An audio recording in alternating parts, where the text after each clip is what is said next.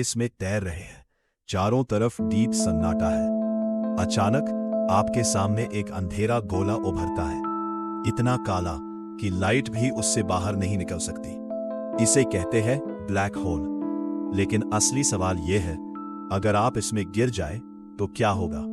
Black hole अंतरिक्ष का वो हिस्सा है जहां ग्रेविटी इतनी ज्यादा होती है कि कुछ भी, यहां तक कि लाइट भी, बाहर नहीं निकल सकती।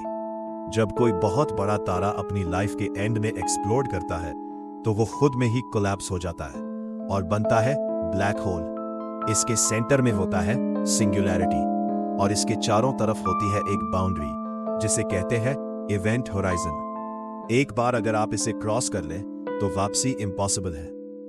यही खत्म नहीं होती। असली मिस्ट्री तो अब शुरू होती है। जैसे जैसे आप ब्लैक होल के करीब जाएंगे, अजीब चीजें होने लगेंगी। सबसे पहले टाइम स्लो होने लगेगा। दूर से देखने वाले को लगेगा कि आप रुक गए हैं, लेकिन आपके लिए सब कुछ नॉर्मल रहेगा। इसे कहते हैं टाइम डायलेशन। इसका मतलब आपके लिए कुछ मिनट बाहर की दुनिया के लिए सालों में बदल सकते हैं। इमेजिन कीजिए, आप वापस आए और दुनिया पूरी तरह बदल चुकी हो। और फिर आता है सबसे डेंजरस मोमेंट।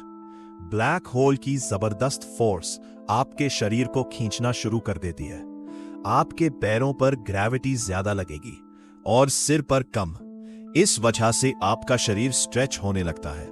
आप धीरे धीरे एक लंबी पतली लाइन में बदलने लगते हैं। इस प्रोसेस को कहते हैं स्पैगेटिफिकेशन और यह इतना पेनफुल होगा कि आप इमेजिन भी नहीं कर सकते।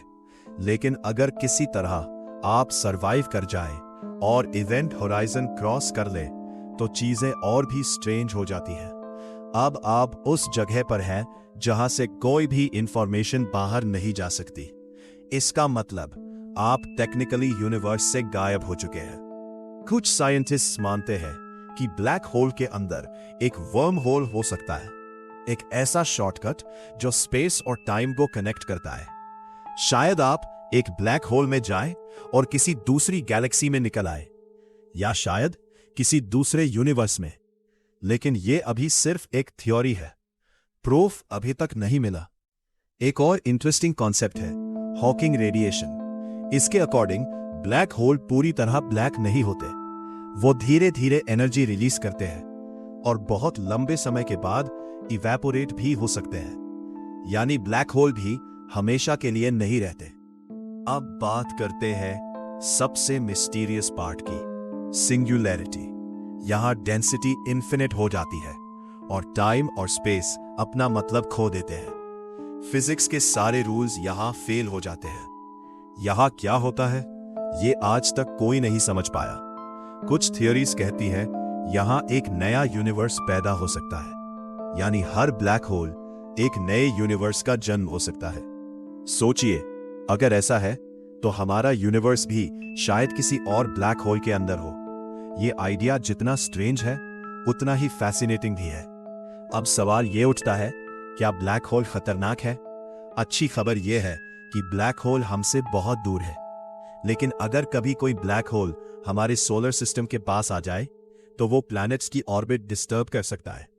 पृथ्वी अपनी जगह से हट सकती है और लाइफ खत्म हो सकती है।